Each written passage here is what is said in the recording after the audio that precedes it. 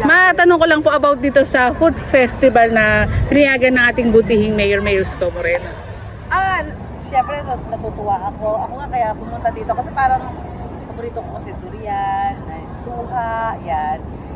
Parang para makatikim ka ng masarap na durian at suha, kailangan punta ka pa ng Davao.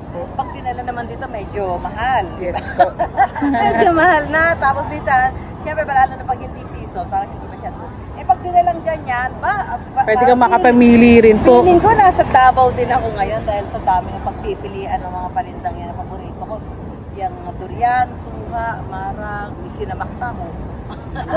Nakakatuwa, sana laging ganyan para saka supported din sa mga ano natin, sa mga local natin na nagpo-promote ng mga local fruits natin, di ba? Dahil masarap naman yung mga prutas natin. Sana sa lahat ng lugar may ganito, no? And lastly lang po, hingin ko lang po yung mensahe nyo kay Mayor Isko Moreno. Okay, Mayor, thank you. At pinayagan dito yung mga fruits from Mindanao na ma-display, ma-ibenta dito dahil maraming mga kababayan tayo na naghahanap talaga ng mga prutas from Mindanao. Yes, salamat po Ma'am Susan. Kay Susan tayo. Salamat po. And shout out kay Sir. Salamat Sir.